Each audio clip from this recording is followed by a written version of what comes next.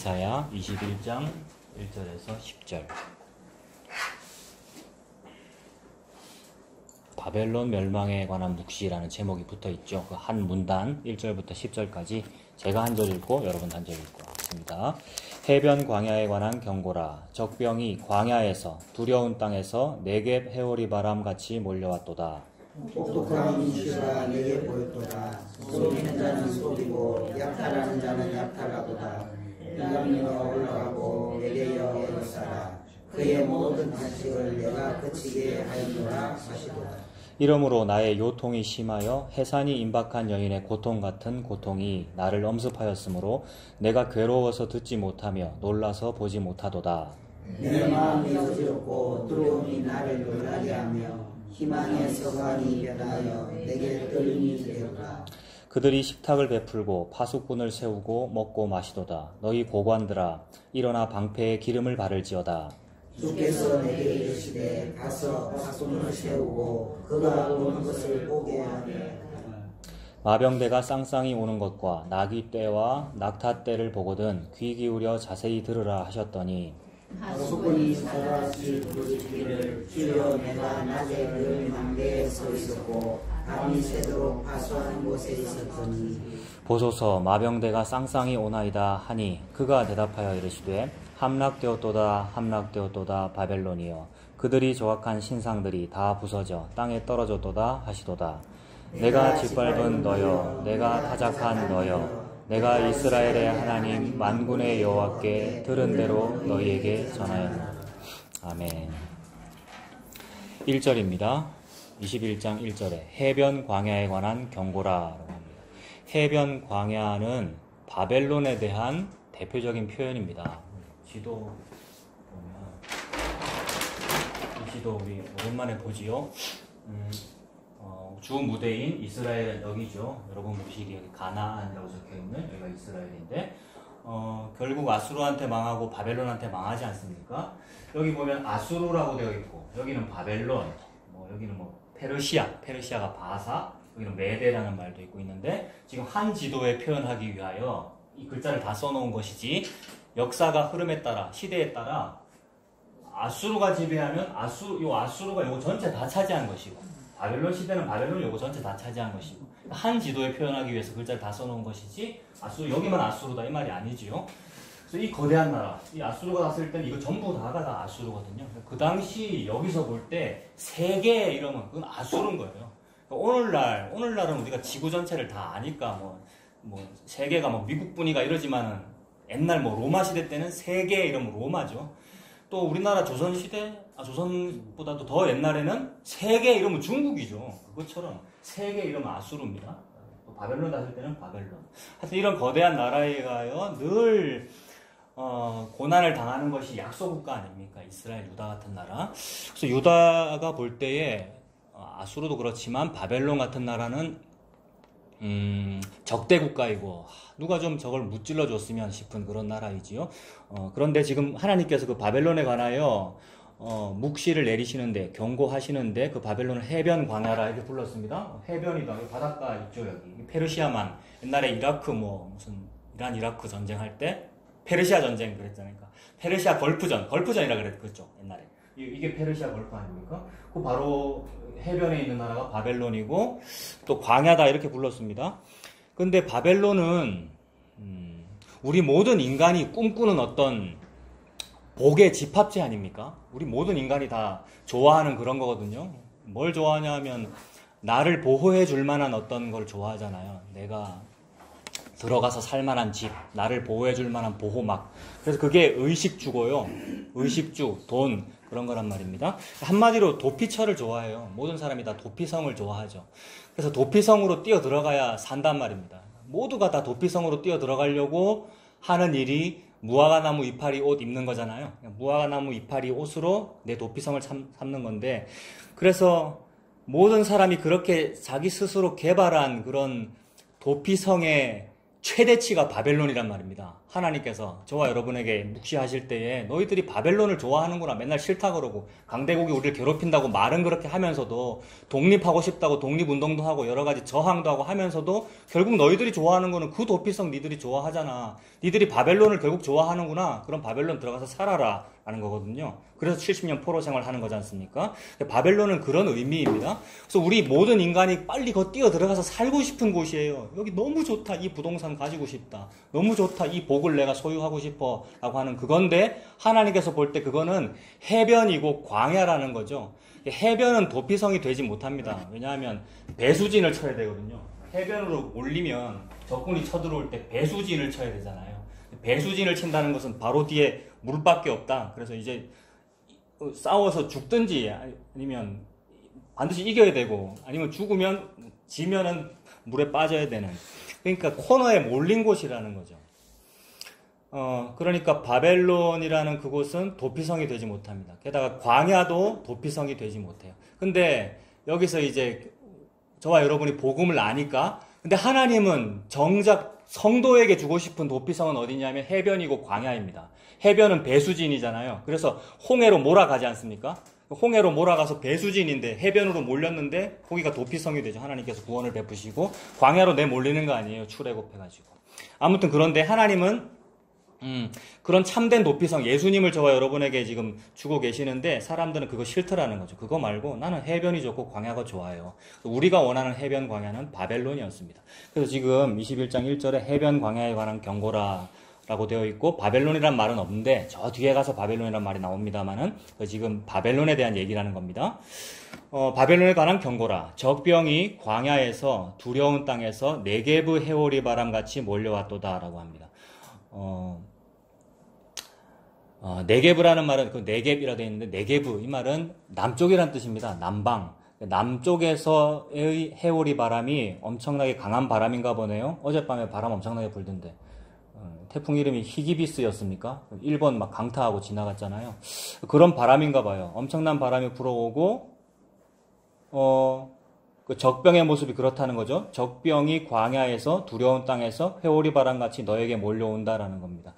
그러니까 지금 하나님이 바벨론에 대해서 경고를 하셨고, 그 바벨론을 죽일 어떤 적 군대가, 바벨론이 볼 때의 적 군대가 회오리 바람처럼 몰려온다는 거예요. 그러면은 지금 이 기사에 대한 여러 가지 막 해석이 있는데,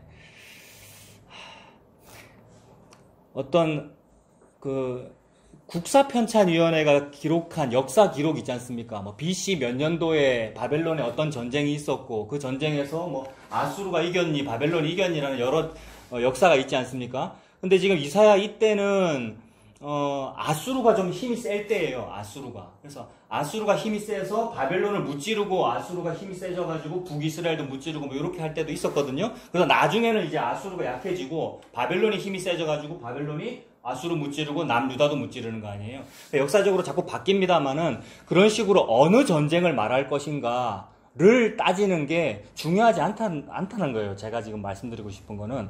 이걸 막 읽으면서 이런 회오리 바람이 어느 전쟁을 말하는 걸까? 이 적군이 쳐들어온다는데 이 적군이 엘람일까, 메대일까, 아수르일까?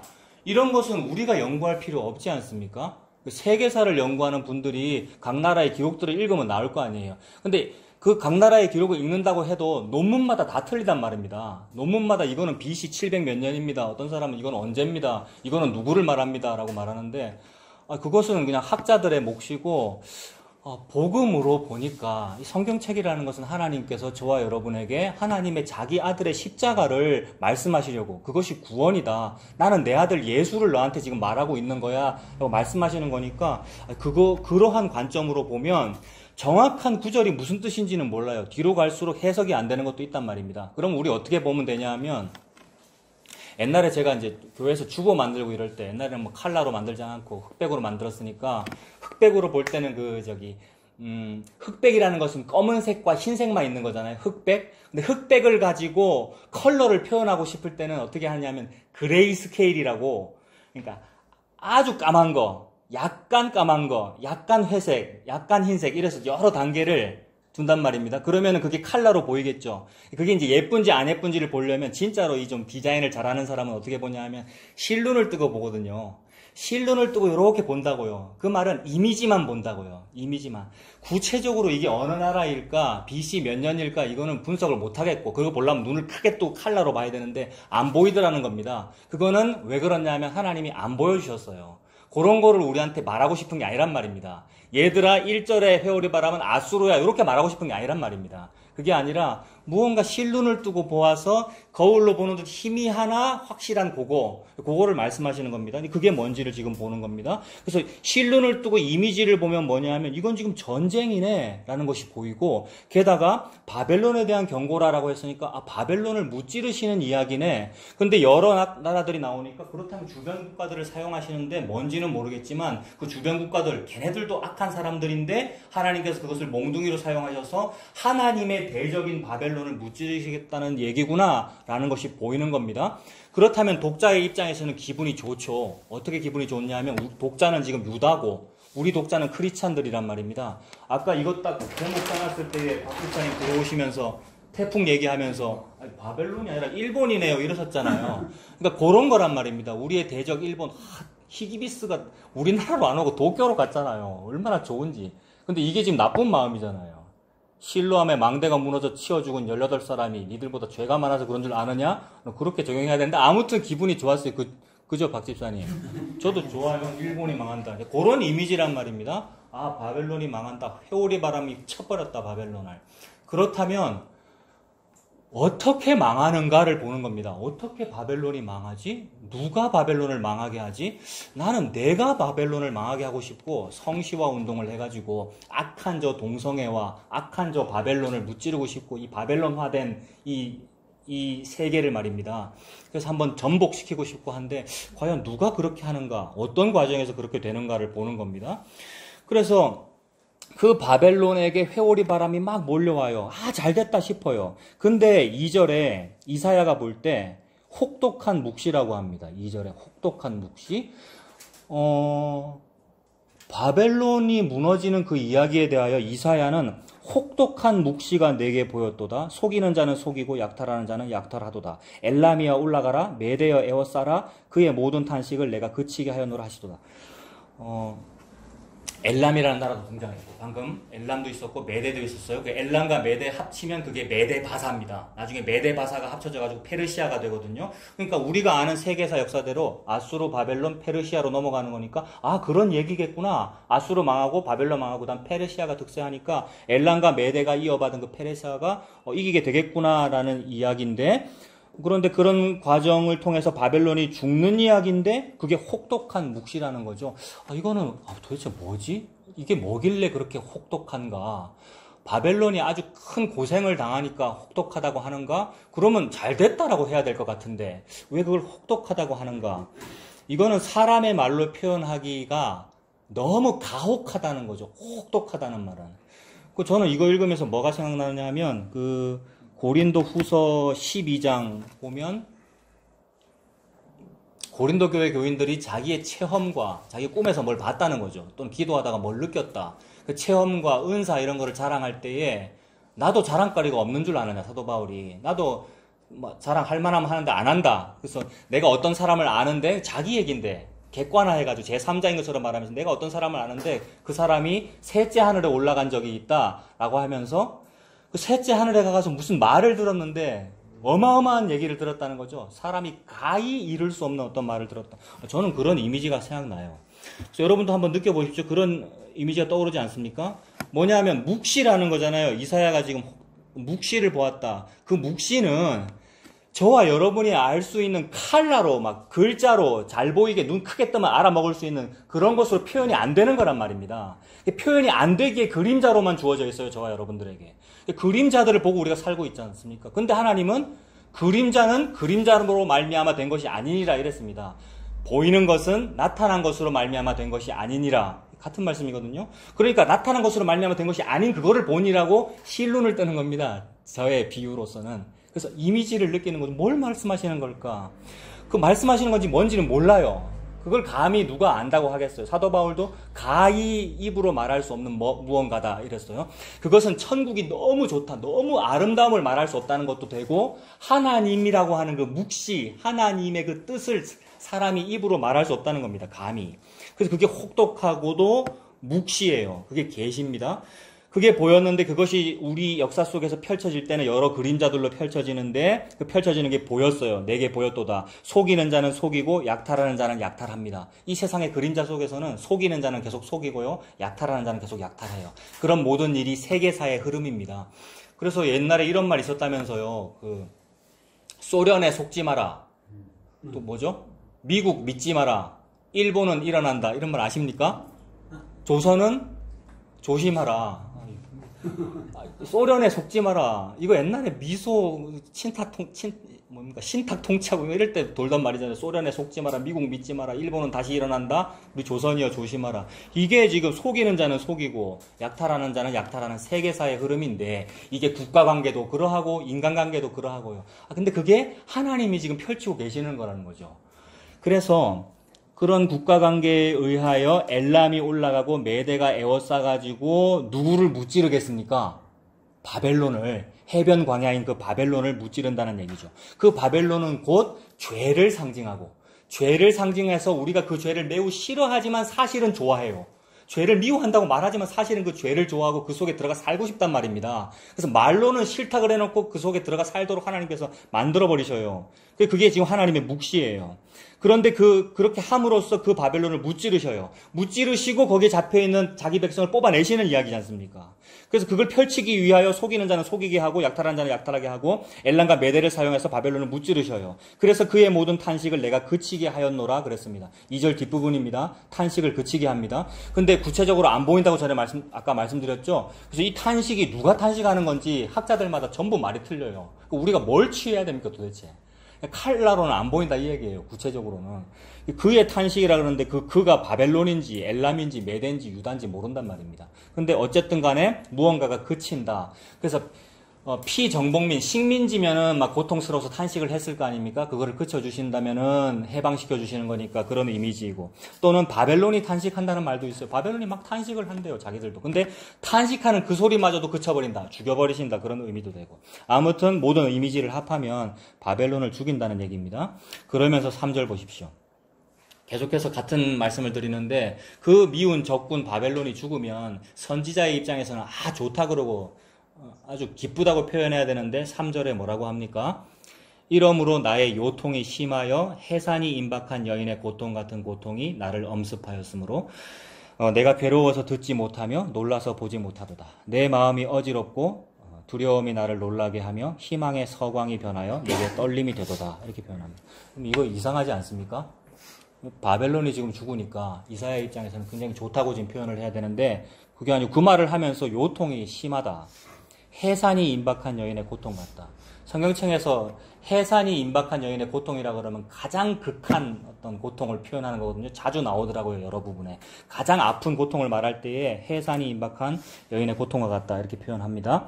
그런 고통이 나를 엄습하였으므로 내가 괴로워서 듣지 못하며 놀라서 보지 못하도다. 내 마음이 어지럽다. 두려움이 나를 놀라게 한다. 이렇게 표현했습니다. 그리고 그 뒤에 희망의 서광이 변하여 내게 떨림이 되도다라고 했습니다.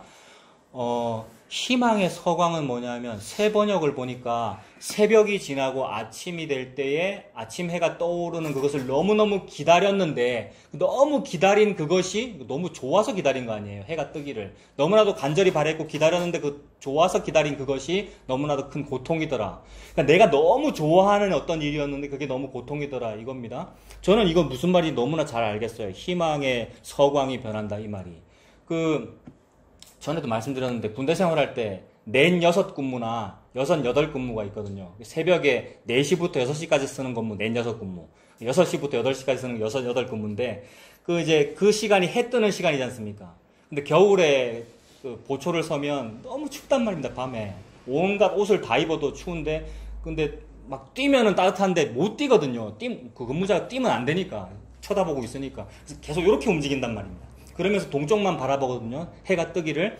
너무너무 기다려 해가 뜨기를. 근데 해 머리가 약간 보이면 너무 좋아요. 그래서 그게 희망의 서광이에요. 간절히 기다려 뜨기를. 근데 정작 떠도 하나도 안 따뜻합니다. 햇빛이 와서 닿아도 하나도 안 따뜻해요. 희망의 서광을 기다린다는 말이 저는 이게 너무 이해가 되거든요. 지금 이거 이사야가 너무 괴로운 겁니다. 여러분도 느껴지셔요, 여러분? 3절과 4절이 이사야가 지금 너무 괴로운 거예요. 너무 괴롭고, 그래서 너무 괴로운데도 동시에 하나님이 지금 이거 뭔가 해방과 자유를 약속한 거기 때문에 그거 빨리 주세요. 그거 빨리 주세요. 저 간절히 기다려요. 라고 했는데 간절히 기다린 것을 받고 보니까 그것이 너무 괴로운 거더라는 거예요. 그게 희망의 서광이 변하여서 너무 괴로운 일이 된 겁니다. 내게 떨림이 됩니다. 그래서 지금 이런 장면이 어디에 등장하느냐 하면, 이런 장면이 어디 등장할까요, 여러분? 이런 장면. 지금 3절과 같은 거. 나의 요통이 심하고 해산이 임박한 여인의 고통 같은 고통이 엄습하고 괴로워서 마음이 어지럽고 그 주변에 내 친한 사람들이라도 좀 있으면 너희들도 내랑 같이 좀 같이 깨어있을 수 없겠니? 나를 위해서 좀 기도해 줄래? 라고 좀 제일 친한 수제자로 여겨진 한 3명 정도 같이 데리고 가고 싶고 옆에 두고 싶고 니 좀 내를 위해서 좀 깨어있어줘 라고 하고 나는 여기서 홀로 이 고통을 한번 느끼는 이런 장면. 여러분, 이거 겟세마네 동산이죠. 여러분, 이거 예수님 이야기죠. 여러분, 이거 BC 몇 년도에 이게 아수르일까 뭘까 컬러풀하게 여러분 이런 역사 기록이 해요 라고 지금 하는 말씀하시는 게 아니고, 그건 국사책이고, 이건 지금 선지자잖아요. 이사야가 느끼는 거잖아요.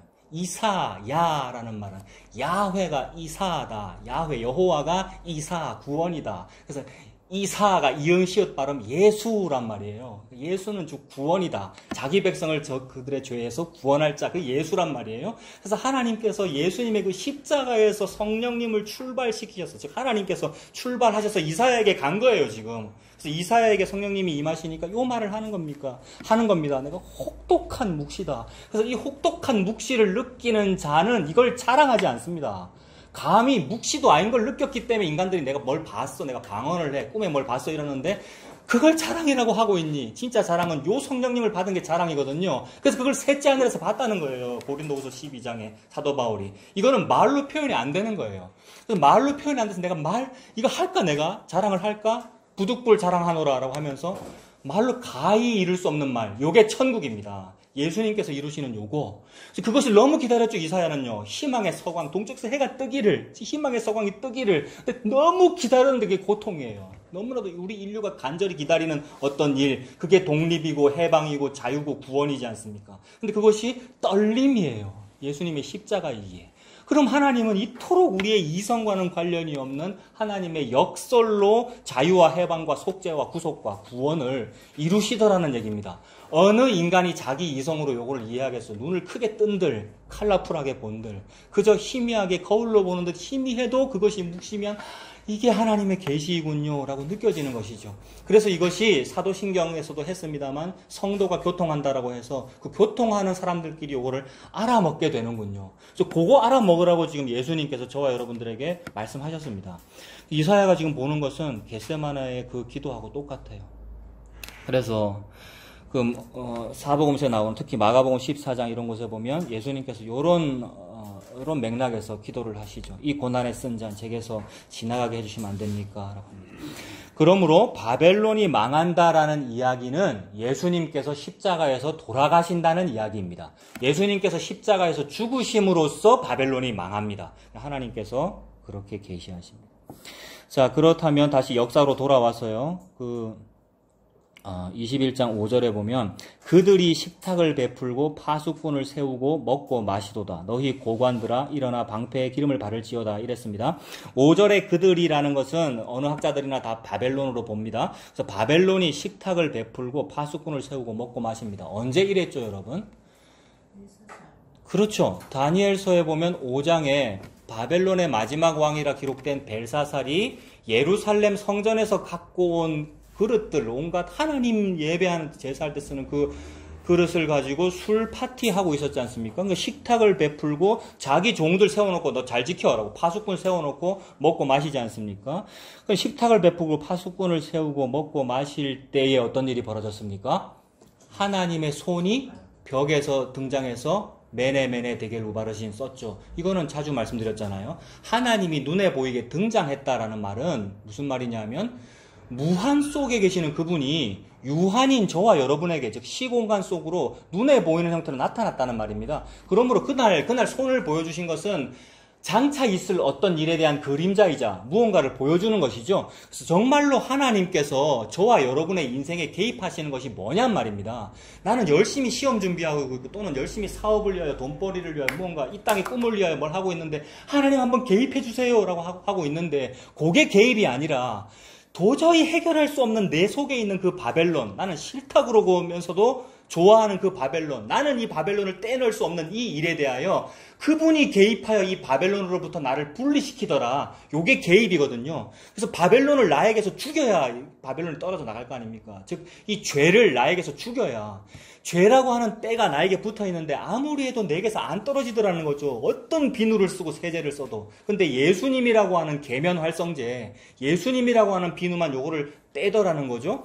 그래서 그게 개입입니다. 예수님이 저와 여러분에게 다가와서 속죄해 주신 거, 구원해 주신 거, 그것이 신의 현현이고 개입입니다. 그 신의 현현이 무엇인가가 나타난 것이 바벨론이 멸망하는 날 하나님의 손이 벽을 뚫고 나타나가지고 글자를 쓴 겁니다. 메네 데겔 우바르신. 그래서 하나님께서 바벨론을 저울에 달아보니까 벨사살 왕을 달아보니까 왕으로서 함량 미달이라서 찢어서 죽여버리겠다. 그래서 나라를 나눠 망하게 만들어버리겠다 이런 뜻이죠.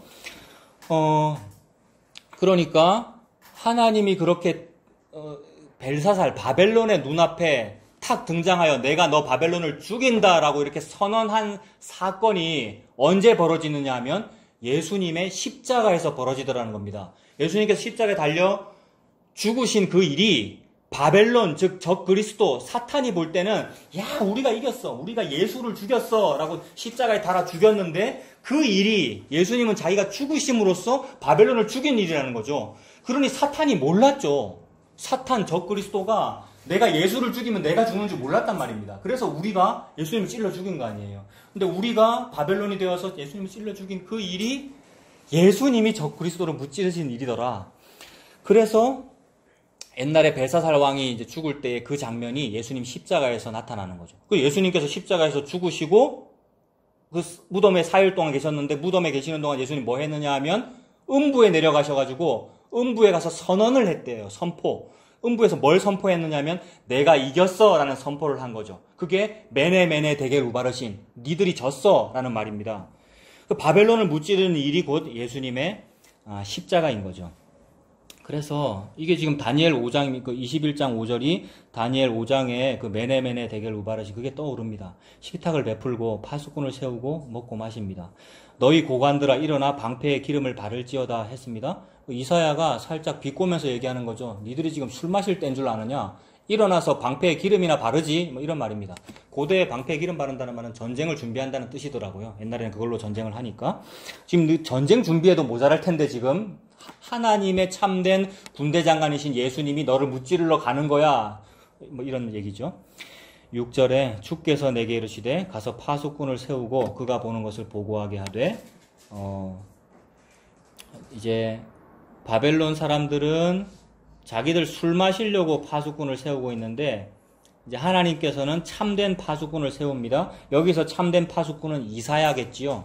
선지자가 유다의 참된 파수꾼이잖아요. 그래서 이사야가 지금 파수꾼의 역할을 합니다. 주께서 내게 이르시되 가서 파수꾼을 세우고 그가 보는 것을 보고하게 하되 마병대가 쌍쌍이 오는 것과 나귀 떼와 낙타 떼를 보거든 귀 기울여 자세히 들으라 하셨더니 자 마병대가 쌍쌍이 올 거다. 나귀 떼가 낙타 떼가 올 거다. 이거는 고대의 엄청난 군대잖아요. 아까 엘라미어 일어나라 메대에 올라가라라고 했잖아요. 남방 네게브의 회오리 바람 같은 어떤 전쟁이 일어날 거라 했습니다. 그러니까 폭풍이 부는 것 같은 어떤 군대가 일어나서 바벨론을 무찌를 거라는 말인데 실제로 그런 군대는 보이지 않습니다. 예수님이라고 하는 군대는 보이지 않아요. 예수님은 너무 군대 같지 않아요. 왕 같지도 않고. 근데 하나님은 그게 너무나도 강한 군대라는 거죠. 그래서 참된 파수꾼은 그게 보입니다.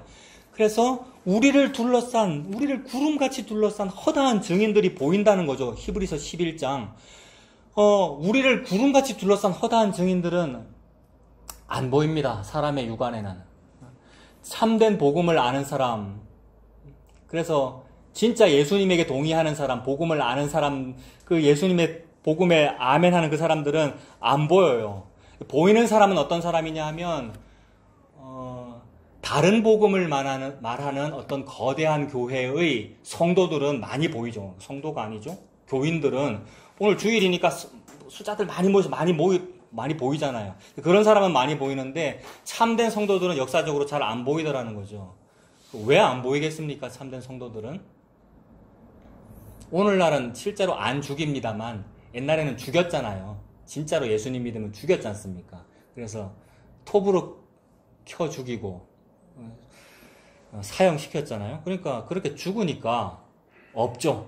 그래서 이 땅에서는, 눈에 보이는 세계에서는 니들 별거 아니라 그러고, 복음의 세계를 보고 별거 아니라 그러고, 숫자도 얼마 안 되네라고 말하는데 그 숫자가 얼마 안 되는 이유는 죽어서 없기 때문이죠. 근데 그렇게 죽어서 없는 그 상태를 보고 하나님은 살았다라고 하고, 그 살은 사람들이 너무나 많다는 거죠. 언제부터 많냐 하면 태초부터, 가인에게 죽임당한 아벨부터 계속 쌓여가지고 우리 주변에 있는 거죠. 그래서 우리 주변에 있는 그것이 우리를 둘러싼, 구름같이 둘러싼 허다한 증인들이자, 그게 예수님의 군대이죠. 그게 천군 천사와 함께 예수님의 군대란 말입니다. 그러니까 예수님이 군대 장관이고, 그것이 마병대가 쌍쌍이 오는 것 같고 낙타떼와 나귀떼 같이 너무 많다는 겁니다. 그 모든 군대가 무슨 일을 하고 있느냐 하면 예수님의 적을 무찌르고 있는 거죠. 적 바벨론, 적 그리스도. 그 파수꾼은 그걸 봅니다. 거짓 선지자는 그걸 못 보는데 참된 파수꾼은 그게 보여요. 마병대가 쌍쌍이 오는 것이 보이고 나귀떼와 낙타떼가 보입니다. 그게 보거든 귀 기울여 자세히 들으라. 파수꾼이 사자같이 부르짖기를, 8절입니다. 주여, 내가 낮에 늘 망대에 서 있었고 밤이 새도록 파수하는 곳에 있었더니 보소서 마병대가 쌍쌍이 오나이다 라고 대답했습니다. 파수꾼이 이게 보이잖아요.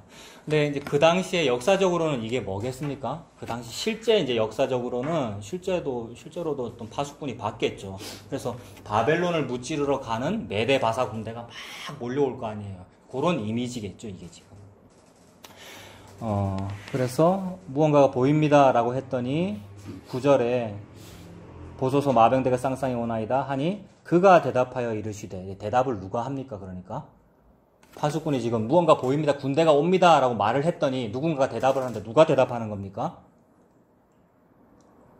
여러분 잘 모르시겠죠? 그가 대답하는데 그가 누구냐면 하나님이겠죠? 하나님이고 영적인 존재일 거 아니에요. 그러니까 영적인 존재, 즉 뭐 예수님이라고 봐도 무방하지요. 그러니까 예수님께서 대답하여 이르시되 함락되었도다 바벨론이요, 그들이 조각한 신상들이 다 부서져 땅에 떨어졌도다. 이게 예수님께서 십자가에서 하신 일이죠. 이게 언제 약속된 거냐면 창세기에 여자의 후손이 뱀의 머리를 밟아 이기리라는 그 약속이 이렇게 이루어진 거란 말입니다. 그래서 뱀은 여자의 후손의 발 뒤꿈치를 물고 여자의 후손은 뱀의 머리를 밟아 이기는 그 일이 언제 벌어지냐면 십자가에서 예수님 고난당하신 것이 예수님의 발 뒤꿈치 물린 일이고, 그 일을 통하여 예수님은 뱀의 머리를 밟아 이긴다. 뱀의 머리는 바벨론이고요. 그래서 예수님이 내가 이겼어 라고 지금 선언하는 것이고, 예수님이 하나님의 명령을 받아 이 일을 한 거란 말입니다. 그래서 예수님이 선포하는 거죠. 그래서 예수님이 지금 십자가에서 죽으시면서 바벨론한테 하는 말이에요. 함락되었도다 바벨론이여, 니들이 조각한 신상들이 다 부서져 땅에 떨어져 내가 이겼다라는 겁니다. 그래서 예수님이 무덤에서 하신 일이 요겁니다. 음부에 내려가서 선포를 해버렸다. 내가 이겼지라는 것. 그래서 지금 예수님이 이렇게 승리를 선포하신 겁니다. 자, 요 같은 구절이 계시록에도 등장하죠. 그 부분 한번 보겠습니다. 계시록 14장 8절. 요한계시록 14장 8절 보세요.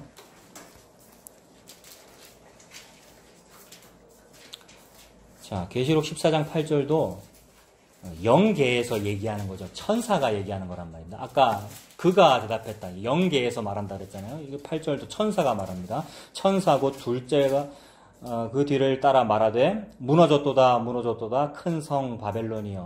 같은 표현 맞습니까? 함락되었도다 함락되었도다 바벨론이요. 그러니까 이것이 지금 하나님의 목표인 거죠. 계시록에 가서 이걸 말씀하신 겁니다. 그러니까 목표이자 요게 출발이었어요. 요걸 시작으로 해서 이 펼치신 거죠, 역사들을. 죄를 이렇게 하나님께서 없애버리시고 죽여버리시는 거죠. 이것이 저와 여러분의 구원이고요. 무너졌도다 무너졌도다 큰 성 바벨론이요 모든 나라에게 그의 음행으로 말미암아 진노의 포도주를 먹이던 자로다. 그래서 음행으로 진노의 포도주를 먹인다. 음행하게 만들었단 말이에요. 오후에 이제 누룩 이야기와 음행 이야기가 나오는데 이 음행, 누룩 그것은 꼭 성적인 어떤 음란한 그것만 말하는 것이 아니라 요 죄를 말하는 거죠. 바벨론이 하는 요 일을 말한단 말입니다. 근데 고린도 교회가 그런 걸 허락을 해요. 예수 믿는다면서. 우리를 말하는 거죠. 우리가 바벨론이라는 거예요. 근데 그거를 죽여버렸다는 겁니다, 지금. 그게 구원이죠. 우리가 우리를 못 죽이거든요. 우리가 우리의 음란을 못 끊습니다. 근데 예수님이 죽여버렸다는 겁니다. 똑같은 구절이 18장에도 등장합니다. 계시록 18장. 마찬가지죠. 18장 1절도 이 일 후에 다른 천사가 하늘에서 내려오는 것을 보니 큰 권세를 가졌는데 그의 영광으로 땅이 환하여지더라. 힘찬 음성으로, 역시 영계가 얘기하는 거죠. 힘찬 음성으로 외쳐 이르되 무너졌도다 무너졌다 큰 성 바벨론이여 귀신의 처소와 각종 더러운 영이 모이는 곳과 각종 더럽고 가증한 새들이 모이는 곳이 되었도다. 바벨론이 그런 곳인데 마치 교회 당이 그렇게 되어버렸는데 그걸 무찔러 버리셨다. 교회 당을 교회 만드셨다. 루하마를 루하마 만드셨다. 창녀를 아내로 만드셨다. 예수님께서 그 일을 십자가에서 다 이루셨다는 복음이 지금 이사야를 통해서 선포되고 있는 거죠. 다시 보면 그래서 그 복음이 십자가더라는 것을 이사야 21장도 요런 문구로 요 전쟁으로 바벨론이 그렇게 무너진다라는 것으로 그 복음을 얘기하고 있습니다. 그렇다면 바벨론은 죄고요. 그 죄를 어떻게 하나님이 끝장내시냐 하면 히브리서 2장입니다. 히브리서 2장 14절 보세요.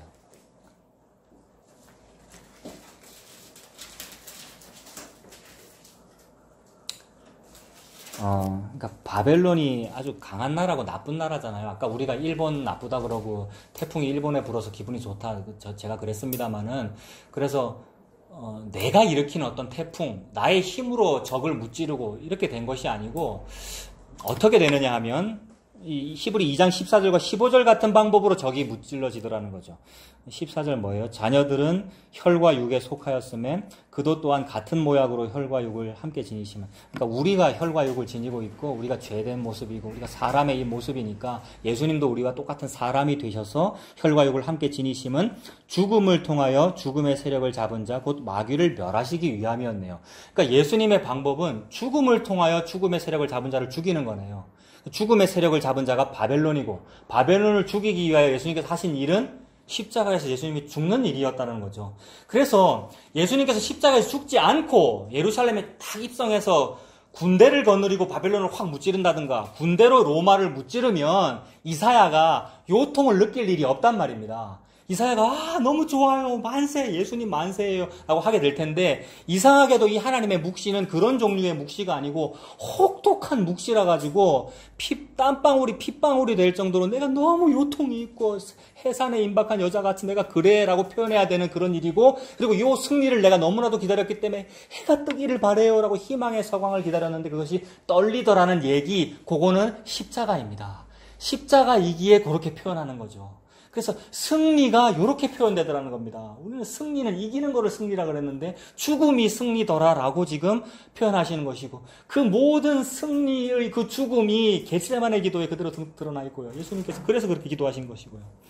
그래서 그 일을 통해 한 일이 죽음을 통하여 죽음의 세력을 잡은 자 마귀를 멸하신 것이고, 이것이 저와 여러분에게 얼마나 복음인지, 나는 이 바벨론, 이 죽음, 이 죄를 끊어내지를 못하는데 15절 죽기를 무서워함으로 한평생 매어 종로로 타는 모든 자들을 놓아주려고 이 일을 하신 거래요. 그러니까 우리가 죽기를 무서워요. 한평생 바벨론에 지금 포로 생활하고 있고 종로로 타고 있는데 이걸 놓아주시려고 예수님께서 십자가에서 죽고 부활하셨더라. 이것이 복음의 전부이지요. 그래서 그것이 저와 여러분에게 계시된 것입니다. 이렇게. 그리고 우리는 컬러풀하게 보이지 않아요. 학자들이 연구해서 막 봤다는데 그것들도 다 보지 못했어요. 근데 우리는 그거 하지도 못했어요. 학자가 아니라서. 그런데도 불구하고 주님께서 허락하셔서 그 얘기군요 라고 느껴졌으면 이것이 복을 다 받은 거예요, 여러분. 예수님께서 주신 예수님의 그 생명을 저와 여러분께서 다 받으신 거죠. 그래서 이 일이 어떻게 펼쳐지느냐 하면 저와 여러분의 인생으로 펼쳐집니다. 하루아침에 다 알아버린다든지 하루아침에 이 승리가 와가지고 행복하고 좋으면 그것이 희망의 서광이 확 와버린 건데 그렇지 않고 희망이 서광에 오는데 떨림으로 오더래요. 떨리고 혹독하고요. 그래서 그것이 인생이 펼쳐지는데 그 인생이 펼쳐지는 그 일이 고난의 떡과 관련이 있고요. 십자가와 관련이 있다는 말은 고난과 관련이 있습니다. 그래서 이것이 펼쳐질 때는 어떻게 펼쳐지느냐 하면 다시 이사야 21장으로 가보셔요. 이사야 21장으로 가보시면 그 바벨론을 무찌른다, 즉 유다에게 자유와 행복을 준다라는 그 이야기의 결론이 21장 10절에 내가 짓밟은 너여, 내가 타작한 너여라고 하는데 이거는 어느 주석가나 다 유다로 봅니다. 지금 바벨론 무찌르는 이야기를 하고 계시는데 유다를 보고 내가 짓밟은 너여, 내가 타작한 너여라고 해요. 그러니까 하나님이 유다를 짓밟고 유다를 타작하는 모든 일이 바벨론하고 관련이 있어요. 왜냐하면 유다 네가 바벨론이거든요. 그래서 우리가 바벨론이라서 바벨론에 들어가서 사는 것이고 포로 생활하는 것이고 그 바벨론을 죽이고 우리를 뽑아내는 거잖아요. 그러니까 우리를 막 타작하고 계십니다. 그래서 저와 여러분의 인생이 예수님을 알면 고난으로 점철되겠지요. 여러 가지 어려움들이 있을 수 있겠지요. 그것이 하나님께서 짓밟는 것이라고 볼 수 있습니다. 내가 짓밟는 너야, 내가 타작하는 너야, 내가 이스라엘의 하나님 만군의 여호와께 들은 대로 너희에게 전하였노라. 만군의 여호와께 들은 대로가 뭐였습니까? 그게 혹독한 묵시였고요. 셋째 하늘에 가서 보았다는 그 이야기였고 저와 여러분에게 십자가가 펼쳐진다는 그 얘기였습니다. 근데 짓밟고 타작하는 그 일은 고통스러운 일이겠죠. 약하게 만드는 일이고요. 근데 약할 그때가 곧 강함이다라고 말씀하시니 약하게 만들어버리시는 것이 십자가밖에 안 남는 그 일이잖아요. 그러니 그것이 저와 여러분에게 복입니다. 그래서 짓밟히고 타작당하는 것이 이게 지금 농사 짓는 일이고 추수하시는 그런 장면인데 그것하고 관련해가지고 28장 한번 보세요. 이사야 28장. 짓밟히고 타작당한다 그랬습니다. 우리가 곡식과 같죠. 그러니까 이사야 28장 23절부터 보면 너희는 귀를 기울여 내 목소리를 들어라. 자세히 내 말을 들어라 라고 합니다. 파종하려고 가는 자가 농사 짓는 거잖아요. 곡식을 거두려고 파종하는 거 아니겠습니까? 파종하려고 가는 자가 어찌 쉬지 않고 갈기만 하겠느냐.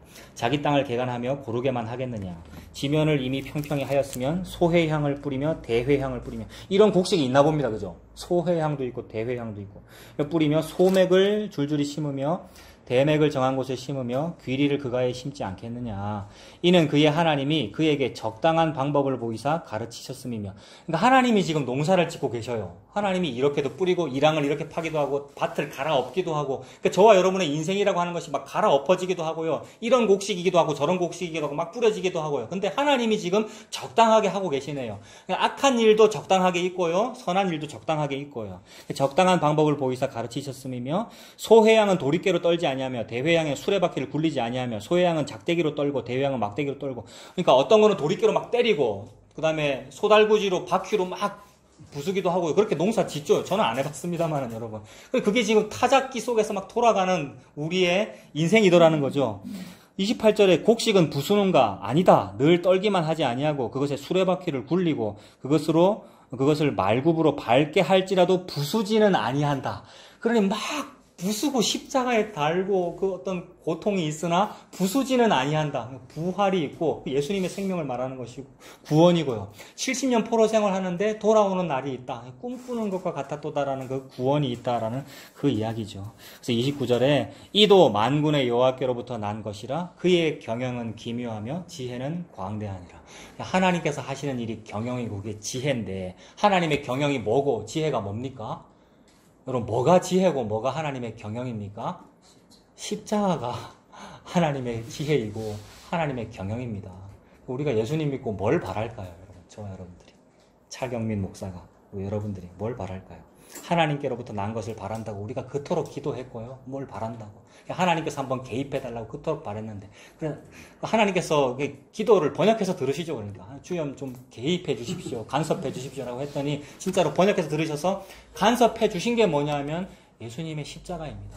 그래서 그 지혜가 너무 광활해서 그거 알면 말을 못하겠어. 어떤 때는 너무 혹독하고 어떤 때는 너무 좋아서 그게 셋째 하늘을 본 것이고요. 자랑하려면 그걸 자랑하라 그랬죠. 자랑하려거든 주 안에서 자랑해라. 그 뭡니까? 예수님 십자가가 가장 큰 자랑이죠. 그 예수님 십자가 자랑하고 믿고 사는 저와 여러분 되시길 바랍니다. 기도하겠습니다. 하나님 아버지, 모든 말씀을 통해서 예수님의 십자가를 보여주셔서 감사합니다. 구체적으로 자세히 알지 못하여도 그 십자가가 희미하게나마 보이게 해주셔서 감사합니다. 그런데 그 희미하게 보이는 것이 믿음의 세계에서는 얼굴과 얼굴을 맞대고 보는 것과 같다 하셨으니 그 믿음으로 살아갈 수 있도록, 그 십자가에 끌려갈 수 있도록 하나님 인도하여 주시옵소서. 예수님의 이름으로 기도합니다. 아멘.